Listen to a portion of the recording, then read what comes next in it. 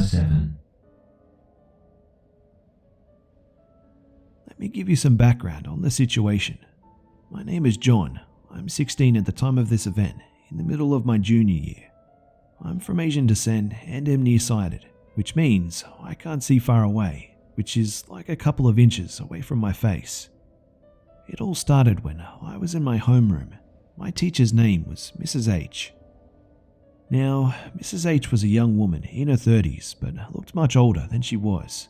She taught history and I had her every second period. First period just ended and I'm just getting into class. As I walk over to my seat, I see a skinny, black-haired kid sitting there. "Are you the new kid?" I asked. "Yeah, name's Kyle."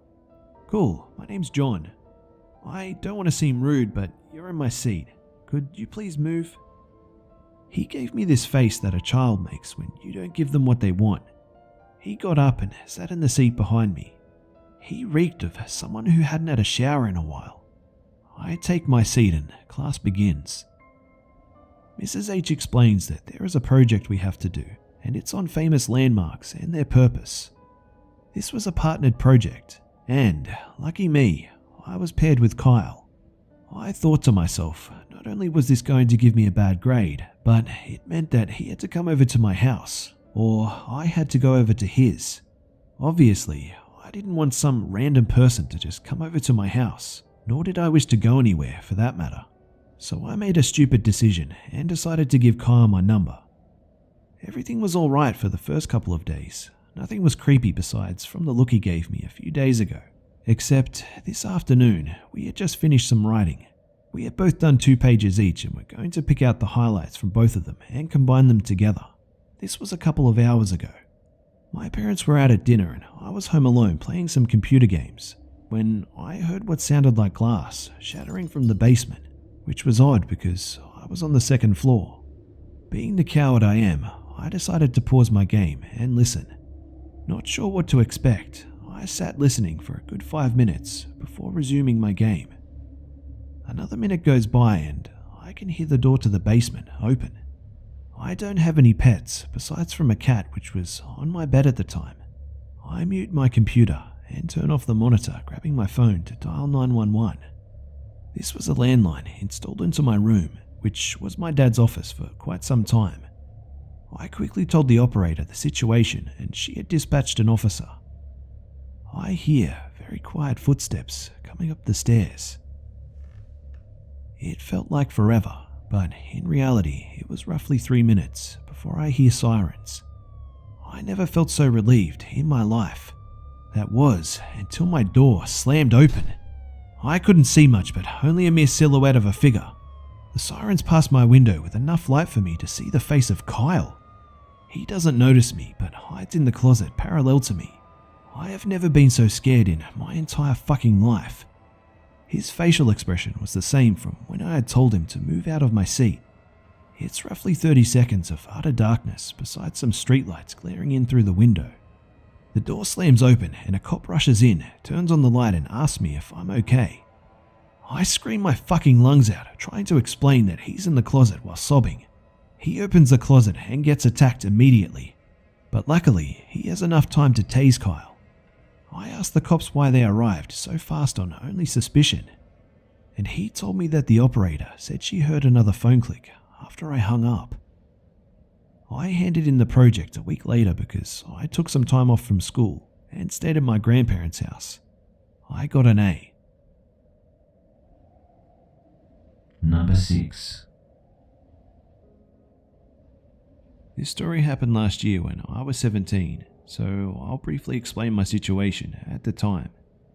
I went to a quite well-known private school in Australia. I was a reasonably popular guy and played sport at quite a high level. One of my closest friends is called Sam. Sam was one of the most well-known guys in our city among people our age. He was very good looking, tall, very good at sport. Basically, he could have any girl he wanted. Most guys also liked him because he was a pretty genuine guy. Sam's 18th birthday was soon and we had just finished an important set of exams. We decided to go out to the city to celebrate. Legal age is 18, but we used fake IDs. Sam, another friend called Tim, and I went together at 10 p.m. on Saturday night. Tim drove and stayed sober so he could drive both of us home later. Anyway, we were in a pretty big club and we were at a bar having some drinks and chatting to some friends we ran into. Sam's ex-girlfriend and her new boy, all on good terms. I saw the girl I liked at the time, so I went to go dance with her, leaving Sam and Tim at the bar. By this time, we'd probably had about 5 or so drinks each. After 20 minutes or so, I walked back over to Sam to see what he was up to. When I got over to him, he was visibly drunk and Tim wasn't there anymore. Sam was slurring his words, laughing, slouching over the bar. This was really unusual because Sam was a big guy and usually handled alcohol pretty well. I thought he might have done some stupid shit while I was gone, but when I asked him, he said he hadn't had much more alcohol.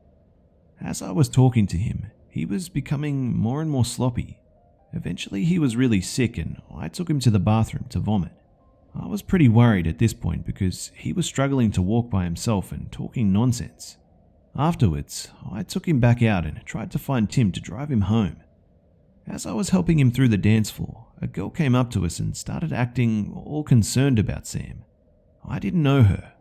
She looked a few years older, tall and skinny. She told me that she was a family friend of Sam and she could take him home. Sam seemed to at least know who she was, and when I asked if he was alright to go home with her, he said yes. At this point, I was a bit tipsy myself and I didn't have any reason to think that she was lying, so I just said goodbye and went back to dancing. Later on, I saw Tim again, and when he asked where Sam was, I told him what happened. He thought it was pretty weird and decided to call Sam to make sure he got home safe. When he called, Sam picked up and said hello, but then there were a few seconds of static and the call was ended. At this point, we thought something weird was going on and tried calling him a few more times. About 10 minutes later, Tim got a text. I'm not sure what it's called, but Sam had sent his location on Apple Maps. Then he got another text saying to come pick him up. We ran to Tim's car and drove to the address as quick as we could. It was only 10 minutes away. When we got there, Sam stumbled out onto the street. We helped him into the car and drove the fuck out of there.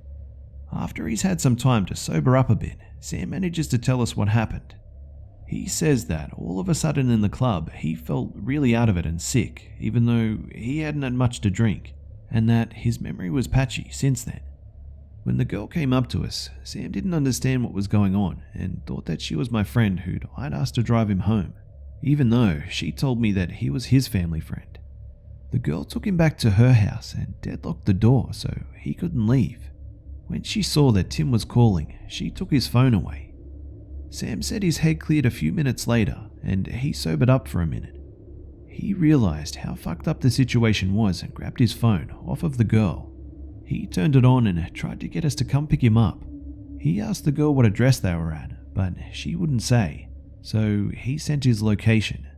When we texted him to say that we were at the front, he just said, "My friends are here, I need to go now." She must have realized what had happened and that if we came inside and saw what was going on, she could be in some big strife. So basically our theory is that this girl drugged and tried to take advantage of Sam. There are some parts we still don't understand though. Why would she take him back to her own house, then so easily let him leave? I mean, now we know where she lives. Who was she? We had never seen her before and have never seen her since. Why didn't she try anything sexual with Sam while he was at her house? He said that she just left him alone, sitting on a couch before he got the phone call. How did she drug him? The time she had come up to us as we were walking through the dance floor was the first time anyone saw her all night. Why would she even kidnap him at all? She was an older, pretty attractive girl from what we could see. Sam would have probably gone back to her house and had sex with her willingly without her having to do anything strange. We decided not to report it to the police for a number of reasons. We would effectively be shooting ourselves in the foot because we were also doing illegal things at the time. Underage drinking, using fake IDs, etc. Our school often punished students if it found out about them doing things like this on the weekend. And if the police got involved, our school would definitely find out. Drinking was frowned upon by almost all of our sports coaches, so it could have had some consequences for our places in higher level teams. Also, Sam found the whole experience pretty scary and embarrassing, so he didn't want many people other than close friends to know about it. Sam and I still talk about that night often, trying to work out a proper explanation for what happened. Neither of us have ever gone back to the house, even though we know where it is. Maybe one day we'll knock on the door. Number 5. People will warn you about doing business or meeting people on Craigslist. Hell, even dating sites, places of hope and love, get poisoned by demented people. It seems like anywhere you go, whether it be reality or the virtual world, something disturbing can be lurking, waiting. The following story does not involve any of the aforementioned scenarios, but instead even more gut-wrenching, from a job search straight out of college. I have never told anyone this story, only my girlfriend, and that's because she inadvertently got involved. When I was in college, I spent most of my time partying and pissing away a great opportunity. Fortunately enough for me, I was able to buckle down in time and get my grades where they needed to be. Was I top of my class? Absolutely not. But hey, a degree is still a degree on a resume, right? I went to school for biology. Just something about the process of life simply amazes me, especially plant life. Needless to say, once I graduated, I was ready to make some money. Referring back to my party days, I had gotten a DUI in my freshman year of college. My school always tried their best to get students jobs right out of school, but that DUI really held me back from a lot of opportunities. Having no luck through my school, I had to find other avenues. After all, my loans were going to be coming in 5 months later. I used multiple search engines and job boards to help find interviews. After months and months of searching, pre- and post-graduation, I finally found a posting that I absolutely knew I was qualified for. The posting was on Indeed, and the company was looking for an entry-level intern right out of school.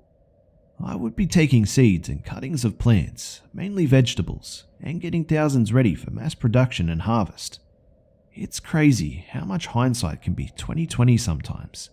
Looking back, I should have been more attentive. The company had a name of just a couple of letters, followed by an LLC, but I was just grateful somebody had considered me at all. When I spoke to the man on the phone, he seemed rushed and hurried.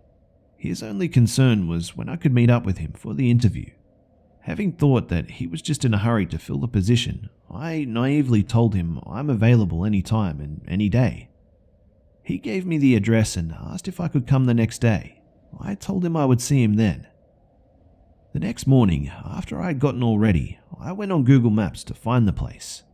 Having a few minutes to spare, I switched my iPhone from maps to satellite, and all I could see was dirt fields. My first thought was maybe the image was captured during a cold month when nothing was outgrowing. But just by looking at it, I could tell that they were not the proper conditions or geographical locations for your typical farm or agricultural site. But ignorant to the facts, I went anyway. I arrived 20 minutes early. My parents always emphasized being punctual, and thank God I did. When I pulled up, I shut off my car and lit up one last cigarette to take off the pressure for the interview. As I'm sitting there, I take in my surroundings and see that there really isn't any building for any companies to be in, and the only things inside are a shitty Texas Chainsaw Massacre looking house, and a house-sized greenhouse that presumably hasn't been used in 10 years. I remember the greenhouse being really dirty. In fact, I joked about it looking like Life After People. You know, the show on what life is like after humans are gone. Once I got my focus off of the greenhouse, I looked back towards the house, and I see the white-brown stained curtains moving ever so slightly. This is where it gets scary. I keep staring at the window, and after a second, in the bottom left-hand corner, I can make out about 1/3 of a face and a single blue eyeball. My legs instantly turn to jello, and I know something just isn't on the up and up. With my heart pounding and my brain racing, I feel my phone vibrate.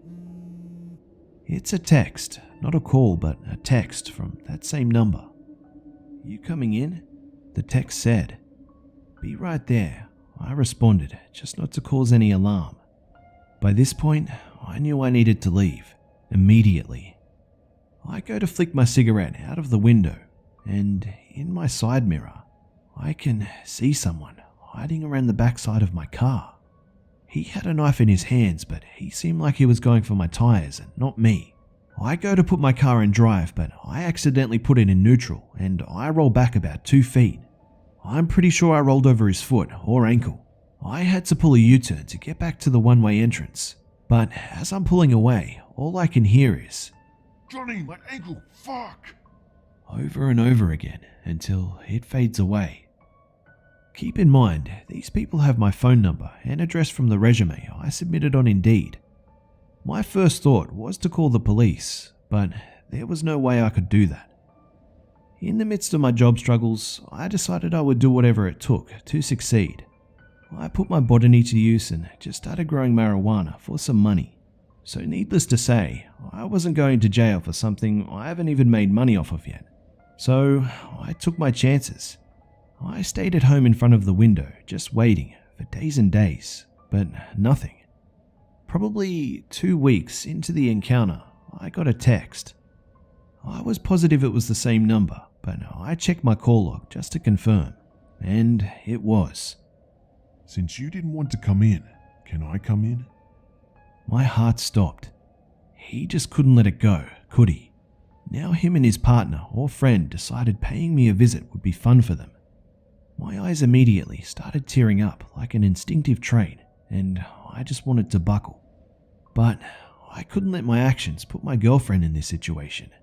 I came clean and told her what was going on and everything that had happened. I could see an old maroon car parked in the back alley where it leads to my back fence. There is a lot of gang and drug activity going on back there, so most people know not to be out there at night. But from where I am, I can't see anything else, just the orange glow from the streetlight illuminating his rusty car. Occasionally I can see the ember brighten on whatever he's smoking. He stayed there for hours.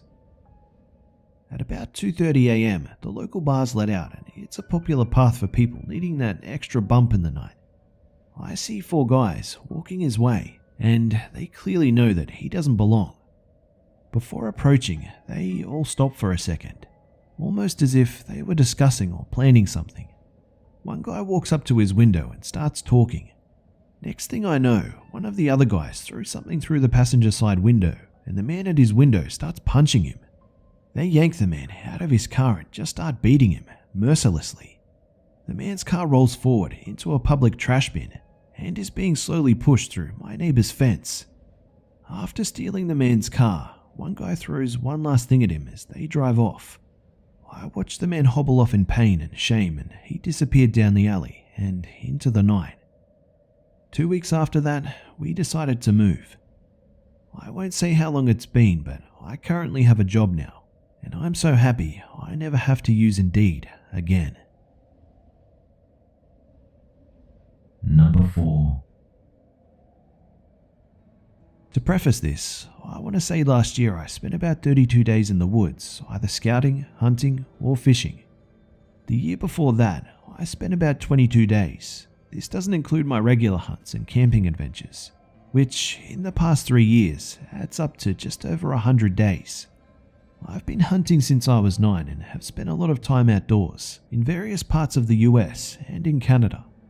I've seen a lot of strange shit, but this one takes the cake.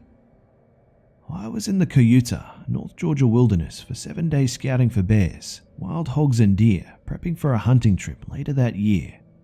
I had hiked in about 10 miles and then went off trail for another 3 or 5.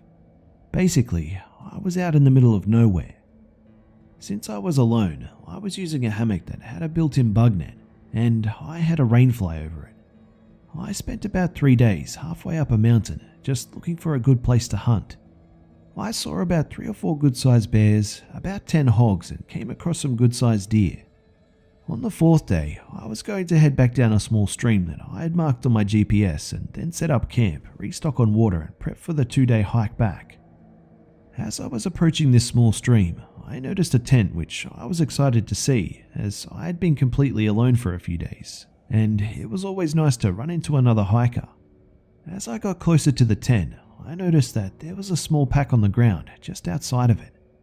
I figured the person couldn't have been too far from where the camp was, so I set up my camp about 30 yards away, and with about 4 hours of daylight left, I started cooking some dinner.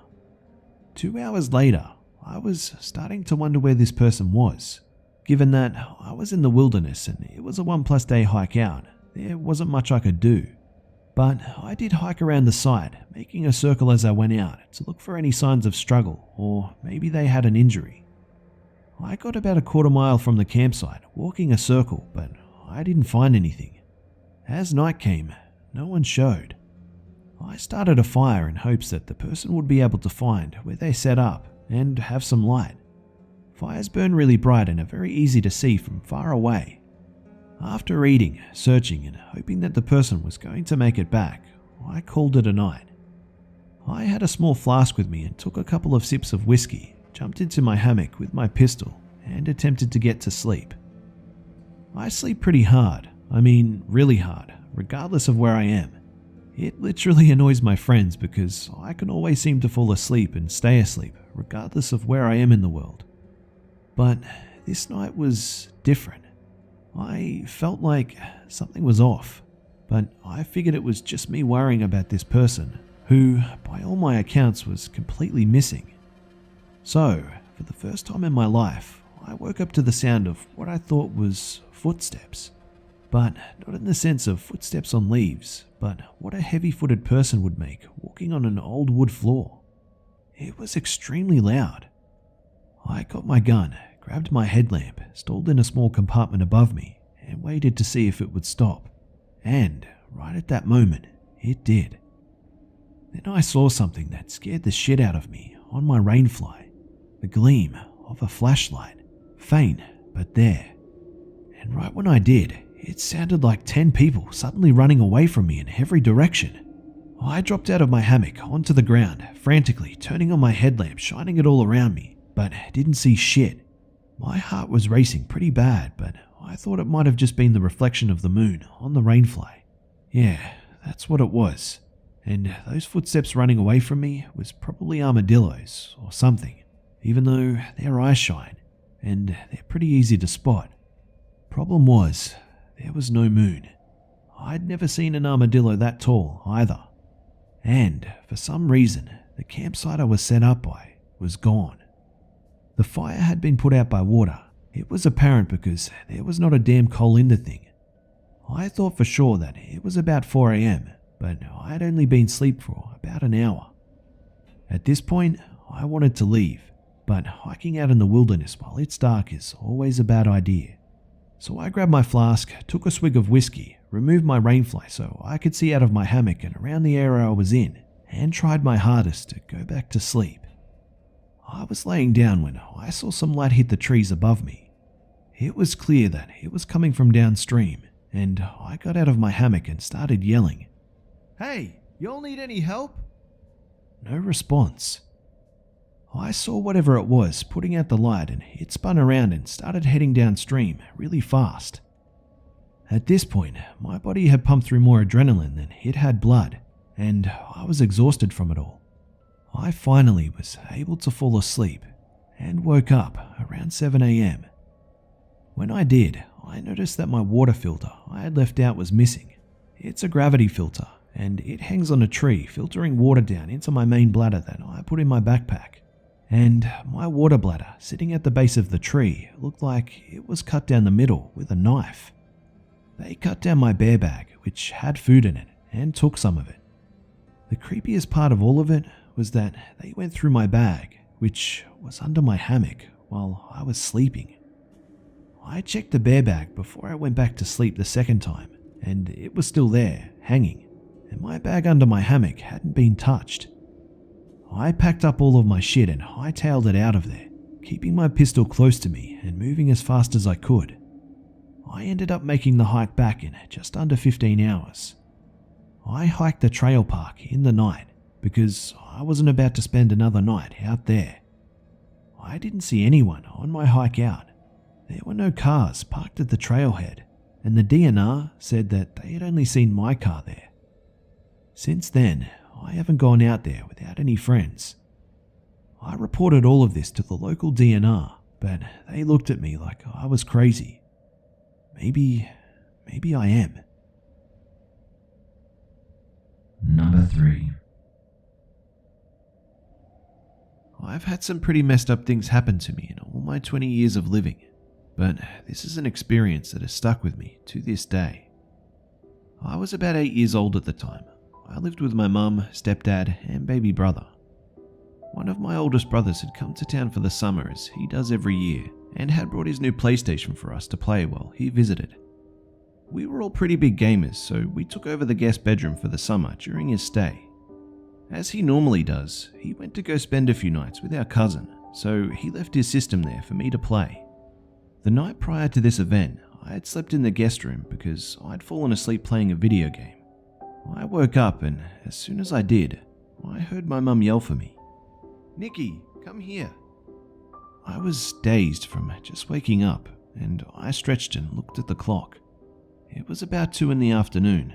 My mum and I were heading a few hours away to shop and go out to eat together, so I assumed that she was screaming at me to come get ready. As soon as my feet hit the floor, she called again, and I told her to hang on. Our dogs were going ballistic outside, and I just wanted to make sure everything was okay. One thing I want you to keep in mind before I continue is that my dad and little brother left to go fishing early that morning, so the only people that were there in the house were myself and my mum. Of course, I found nothing when I stepped outside, but as soon as I shut the door behind me, I heard her again. She was a little more stern this time, so I began to hurry back to her room. However, I stopped short after a few steps when I looked back into the hall to see that there were no lights on in my mum's room. This must have made my mum mad, because shortly after I quit walking, she yelled for me again. I began to feel a little uneasy, but took a few small steps forward, my eyes never leaving the pitch blackness of the hall or her room. "Mama, are you okay? Is the light blown?" I called out right before I began to turn into her hall. Now, we are from the south and we have a sweet southern drawl, but any sign of sweetness left my mother's voice. "Nikki, come here now. I want to show you something." I was a little scared. Something just didn't feel right, but I wanted to make sure that my mum was okay. At this point, my mum had repeated herself several more times, each time her sentence getting angrier and full of malice. Right as I was about to step into the pitch black that was her bedroom, I felt something grab my shoulder from behind, and in my ear I heard an unfamiliar but peaceful voice. "Stop, don't turn around, go quickly and run." I didn't hesitate and began to back up as fast as possible. All the while, whatever the hell was in her room was screaming for me in a demonic tone to come back. The screaming continued all the way back to the front part of the house, always right in my ears. I was holding my head as I backed out of the house out of fear for going deaf from all of the screaming. As soon as I got to the front door, I turned and slammed the door behind me, and the screaming stopped. I took a breath and took off flying. I jumped off our porch and ran down the road to my grandparents' house, sobbing the entire way. When I got there, I learned that my mum got called into work and wouldn't be home until after 7. I waited and watched for my mum to come home and didn't leave my grandparents until after she had come home. I told her about what had happened and she just hugged me. She told me that she had had things, like we all had, happen to her in the house, but nothing of this caliber. My dad still lives there, and I'm always afraid to go and visit and go to that part of the house when I go. Luckily for him, nothing's ever bothered him. I sure hope it stays that way.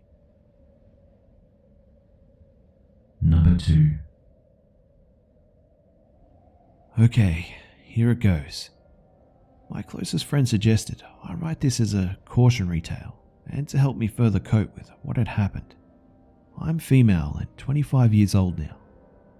Last year, I had just moved into a new neighborhood almost an hour away from where I used to live. The house my boyfriend, Andrew, and I were renting was in the middle of a cul-de-sac facing the road. It's a beautiful, quiet area with gorgeous mountains and trails just a few blocks away. I loved it there.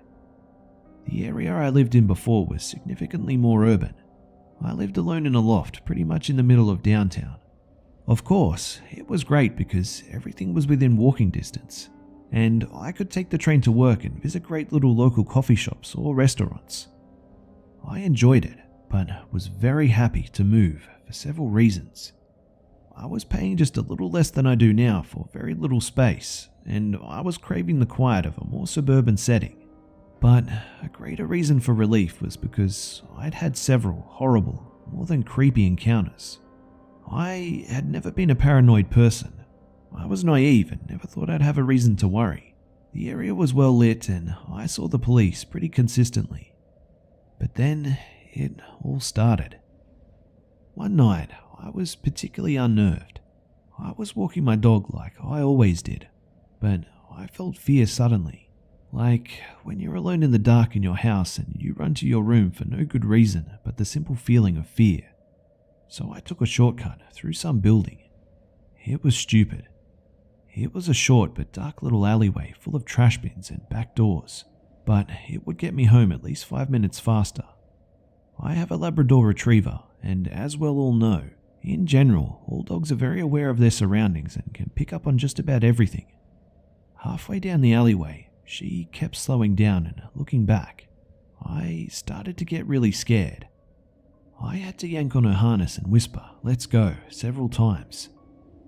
I've never seen her be aggressive with strangers or even weird sounds, but she was quietly growling and I could see the hair on her back standing. When I was reaching the end of the alleyway, I looked back and saw a man in the shadows with what seemed like a rope wrapped around his hand.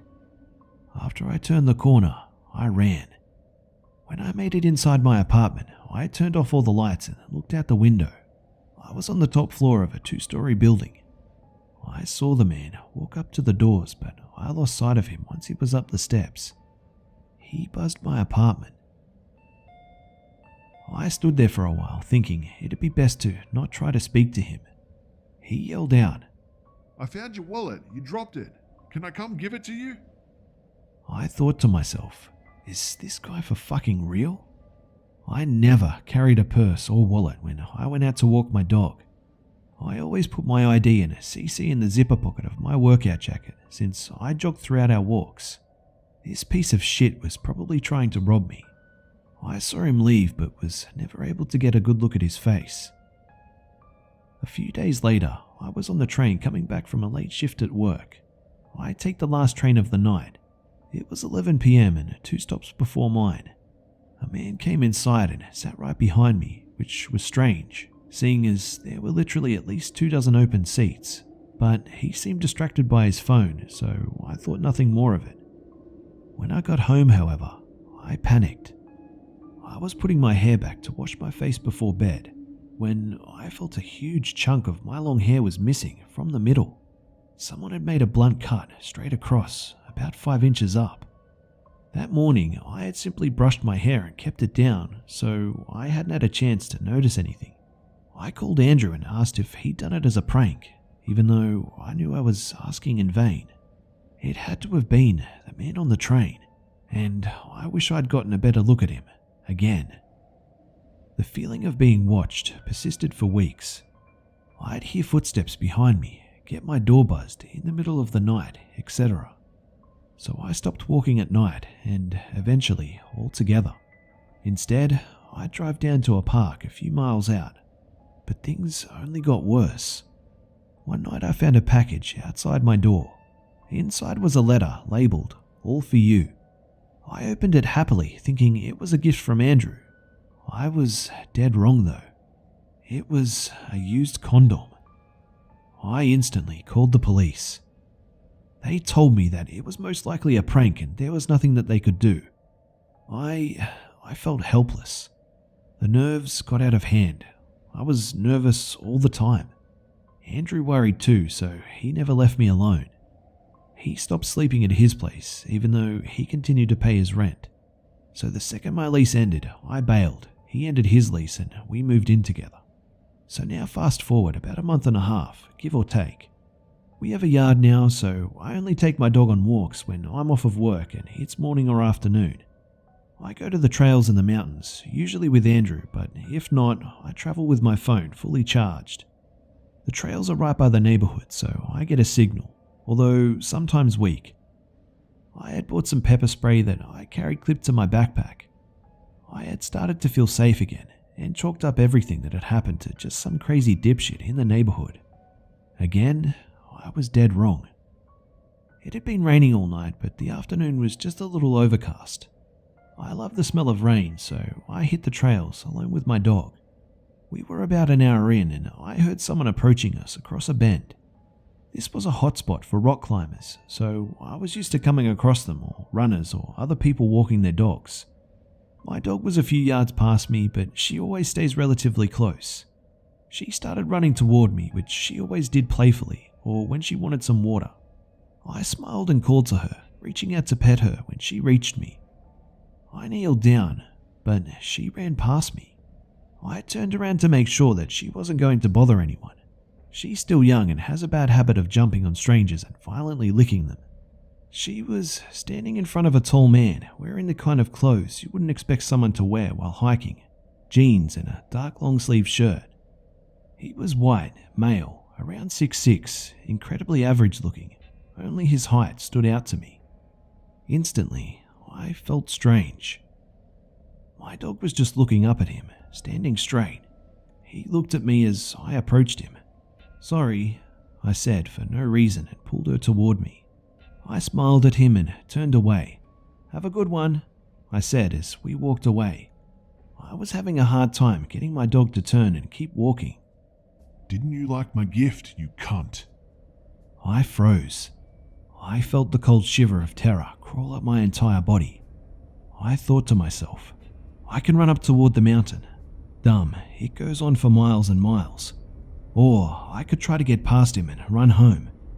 Also dumb, I'm 5'7", 125 pounds, and I've never fought anyone in my life. Before I could decide, he was approaching me. I let go of my dog, who was now standing still again and growling. I turned to him and reached behind me for my pepper spray. As I unclipped it, he lunged at me. I fell to the ground, hard, with my arm still behind me. I felt it bend at the shoulder, a way it shouldn't. With a forearm pressed across my chest and his right hand over my mouth, holding my chin closed tight with his thumb, I squirmed and pushed myself to get free, but he was too heavy. My dog was running around us, barking and crying in a high-pitched tone I'd never heard before. I started praying someone would hear us. I saw her bite at his back and nip at his head, but he didn't even flinch. She ran up and down the trail, barking louder than before. She was so confused. It's amazing how fear like this turns your entire body to survival mode when you manage to get past the panic. For several moments, I thought the weight of him on top of me would break my ribs. I couldn't breathe. After the initial shock, I realized that my left arm was free. I felt a stinging pain on my right shoulder. It's broken. It's broken. I kept thinking to myself. He was kissing my face and smelling my hair and saying things under his breath I couldn't understand. I could feel his penis pressing against my leg. Be a good girl for me, okay, baby? Okay? I told myself to calm down. I begged myself to just calm down and think. I stopped fighting. I patted around for a rock with my left hand. He softened his grip on my chest and moved his hand from my mouth. So I stopped moving my arm, hoping he wouldn't notice it was free. You want it so bad, don't you, baby? He reached down to my shorts, sliding his hand up my leg and grabbing my hip tight. He buried his head into my neck, licking me and groaning. This was my shot. I grabbed a rock about the size of my palm. Not very large, but it felt sharp and I needed to act quickly. I hit the rock against the back of his head, simultaneously rolling as he slid to my side. I rolled on my injured shoulder and crawled on the dirt and rocks as fast as possible. He screamed and pressed his hands on the back of his head. I ran faster than I knew I could. I didn't look back. I could hear my dog still barking and I heard another scream. As I ran, I could hear my dog catching up to me. I was afraid to slow down to reach into my backpack for my phone, so I just ran, and I didn't stop. It took me what seemed like an eternity to run back to the start of the trail. My dog was with me. When I looked down, I saw blood on her nose, mouth, and neck. I feared that she was injured. When I approached my parked car, I saw a man getting out of his. "Please, call the police!" I screamed at him. "Please!" He looked terrified and reached into his pocket. When he looked down at my dog, he fell silent for a moment and looked at me. I grabbed her to check her for wounds. She was perfectly fine. When the police got there, they found him about 2 miles in, sitting in blood. My dog had torn into his calf, most likely preventing him from running after me. He was arrested and charged. They found his car near my home. He'd been stalking me that whole time. He is now serving a 16-month sentence. His little gift hadn't been taken into evidence, so they couldn't prove the stalking. In the end, I feel thankful for my dog, and just pure lucky I was able to act to fight for my life. No one should ever have to go through something like this. We know that there are sick people out there, but we never think that we will be unlucky enough to come across one. For months, I couldn't sleep. I had torn tissue around my shoulder, so work was hard. I hated being alone, but didn't know how to behave around people. I was only ever content when I could just cuddle up with my dog and sleep or watch reruns of my favorite shows and movies. Slowly though, things got better and I changed my perspective. I felt proud of myself for fighting instead of beating myself up about what I could have done to prevent this or what I'd done to deserve it. I reminded myself how lucky I was that I hadn't been raped. I sleep better now and I've started running again. After surgery and a bit of rehab, my shoulder is doing better. Fear only creeps in when I think about what will happen when he's released.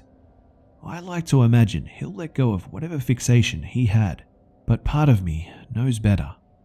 I'm in the process of moving from the home I loved so dearly. I've decided to get my master's in English. I always thought that I'd stop with my bachelor's, so I'm moving to a different state for school. Andrew also found a job and is coming with me. He helped me through everything and was understanding the entire time. I'm moving forward with my life, not running away. The best thing we can do for ourselves when someone comes into our lives and takes something away from us, whether it's our sense of security, our happiness, any piece of us, is to fight and never let them break your spirit or your soul. Never let anyone or anything define you. Fight with all you have. Thanks for listening. Number 1. I'm a petite 24-year-old female from the mainland of the US, but this story takes place when I was 19 and living in Oahu, Hawaii. Now, the area I lived in was really ghetto, and being half white, half Gourmanian, but light-skinned, I was the closest thing to a white person in the entire city I lived in. Whenever I told locals where I lived, they'd give me a funny look like I was crazy or lying. This is relevant, I promise. So because where I lived had absolutely no jobs and I was living with my cousins who were all carless, I had to take 2 buses for an hour to work, both ways. The day this happened, I was covering for a co-worker who had a family emergency and it was a Sunday. I'd never worked a Sunday before, and this shift was also 2 p.m. to 10:30 p.m. No big deal, there's a bus stop right next to my work and they run until midnight, right? Wrong, buses stop running at 10 p.m. on Sundays. So here I am, standing at a bus stop alone for about 40 minutes. Businesses all around me are closing, it's getting darker and darker, and I'm starting to panic. I'm completely alone, save for the occasional hooker and John, wandering around looking for dark alleys and crystal meth. Hawaii is fucking scary at night. Don't believe the paradise hype outside of Waikiki and North Shore. All of a sudden, some homeless, toothless meth head pops out of nowhere and says, "Hey, haole, bad word for white person. the bus no run this late. You fucked. Start walking your skinny ass home." I realized how fucked I am. My neighborhood is seriously dangerous, so even if I did manage to walk home safely, there's no way I'm walking through Calm Park at night alone. It just isn't happening. I open my purse and check my wallet, and find out that one of my cousins has indeed borrowed my last $50, but was nice enough to leave me with enough for the bus that isn't coming, meaning I can't even call a cab. Oh, and to top it all off, my phone is dead, because there was some big shot GM at my work today, so I wasn't allowed to charge it at my cashier station, and didn't trust it alone in the break room. As I'm internally having a fucking breakdown, a taxi cab pulls up right in front of me, windows down. "Sorry dude, I'd love a ride but I don't have any cash," I tell the taxi driver. He looks at me, looks around, and sighs. "Well, where do you need to go? I can't leave you here now that I know that. I'll end up seeing you on the 5 o'clock news or something." I tell him my neighborhood and he does a double take, then shrugs and motions for me to get in the back. I'm so happy, I ignore the foreboding feeling I have in the back of my mind. I've only been living here for 2 months and my luck has been so shitty that I'm just like, yes, my luck is changing. Nah, I was wrong. I hop into the back seat, give him my cross streets kind of near my house and tell him that I'll get his number and pay him later. Thank God I couldn't remember my address. Everything is normal for the first 20 minutes of the ride. Then he starts asking me really weird questions.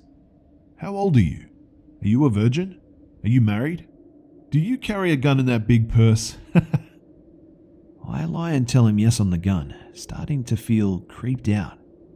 He stops talking after that for a bit, until he notices that he's almost out of gas. I look and he's really almost out. So we pull up to a gas station, but instead of parking next to a pump, he parks behind the building, near a dumpster, and says, "I'm going to pay for the gas and have a snack, then I'll take you back." I start to say something about needing to get home and he cuts me off.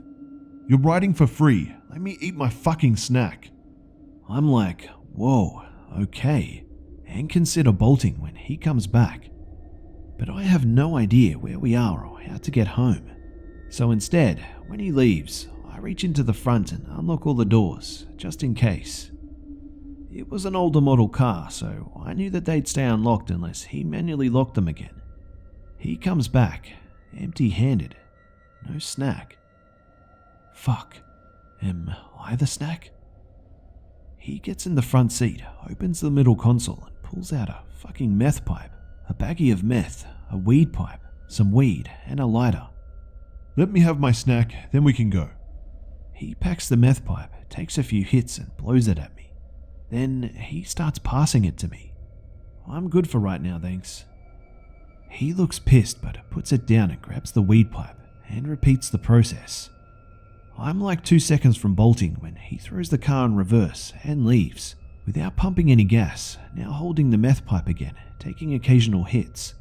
I'm freaking out. This dude is driving like 70 miles per hour in a 30 lane, high as a fucking kite. But the scenery starts to look familiar. I realize we're like 5 minutes from my house. I look over. Doors are still unlocked. Gotta think fast. His hand is slowly reaching for my knee, and he's looking right at me, not at the road, and he's moaning like my thigh is giving him the world's best orgasm. "We're going to have fun tonight, baby. I'll teach you how to take a dick." I tell him I'm not interested, and he just laughs. "Your phone is dead. Who are you gonna call, Ghostbusters? We're in Kalihi, girl." His hand is on my leg and he takes a left, away from the street I live on. I realize how fucked I am, but I'm oddly calm. I change tactics. Problem is, if I don't check in, they'll come looking for me. I'm down to party, but I gotta check in first. I'm a little white girl. If I don't come home, they'll go check my work, and my co-workers saw me leave with you. I don't want you to get in trouble. You know how white people are. I'm counting on the fact that he doesn't know my family isn't white. I'm counting on the fact that he's high enough not to know I'm lying. And I'm counting on the fact that he didn't see that all my co-workers were gone. He gives me a weird look, then hands me the meth pipe. "Okay, girl, let's party." I hold the pipe up to my lips, waiting for him to look towards the road and emulate what I saw him doing, turning it side to side while lighting it. I produce a tiny bit of smoke, don't inhale, and immediately blow it out, hoping to God I don't get fucking high and I never have to explain why there is meth in my system if I do. "You're fucking burning it!" He gets pissed and grabs the cool end of the pipe from me. "Wasting my fucking dinner. I'll show you how to do it right." He takes a hard right and I realize he's headed for the cross streets I told him about. My vision is a little fucked, Everything seems too bright and my adrenaline starts to feel almost euphoric. Fuck, am I high? Fuck. The street I live on is wrapped around a hill, easily a mile wide, and the cross streets are about a quarter mile from my house. As we get close to the streets, he slows down, asking me what house it is. I lie and say I can't tell. Can he slow down? It's so dark and I just moved there, and all of the houses look the same and I'm high. Please slow down. He obliges and slows down to about 5 miles an hour, and I make a break for it, swinging the door open and jumping out of the still moving car. I feel like I'm fucking flying as I hit the dirt of the sidewalk until I get to my feet. Then I break out into a run. I probably looked like a fucking lunatic, arms flailing, but I did not give a fuck, nor did I bother looking back. The eldest cousin I lived with was 39, male, and built like a fucking Samoan. If I could just get to my house, everything would be okay. That was all I could think. Plus, because he had turned, we had actually passed my house, so he would have to drive to the next driveway and turn around because it was a narrow road. Plus, he was at the bottom of the hill, so he wouldn't be able to see which house I was in. I didn't see headlights, so I figured that was a good sign. Finally, I ran into my front yard, unlocked the front door, relocked it and slid down to the floor, a shaking, crying mess. I went to the front window and peeked out. No one on the street, no cabbie, nothing. I was safe, I thought. I ended up not telling anyone about what had happened, because I always got the same lecture when something bad happened to me. You were acting like some stupid little college white girl. If you were smarter, and yada yada yada. But everything seemed okay. I started working day shifts only, avoided being alone or ever at that bus stop. Life went on. About a week later, I noticed a black car with tinted windows parked a few houses down from my own house. I figured that it was a neighbor's friend and brushed it off. Only it was there the next day too, and the next. I finally asked one of my cousin's sons, who is about 17 years old, if he'd seen it. He said that it showed up around 6 every day, which is exactly when I would get home from work. I started freaking out. Finally, I broke down and told my giant cousin what had happened. Of course, leaving out the meth part. Surprisingly, he didn't lecture me. He felt bad that I couldn't come to him for support and apologized for riding me so hard about being from the mainland. And he said that he'd deal with the black car. The next day, my cousin's son picked me up from the bus stop near the house on his moped. We noticed the black car following us, but acted like we didn't. We pulled up to the house, and as soon as the black car parked, out came my Samoan-built, muscle-bound cousin with a metal baseball bat, taking practice swings as he approached the car. It reversed halfway down the street, hit a fence, jumped a curb, turned around in a front yard, and was never seen again.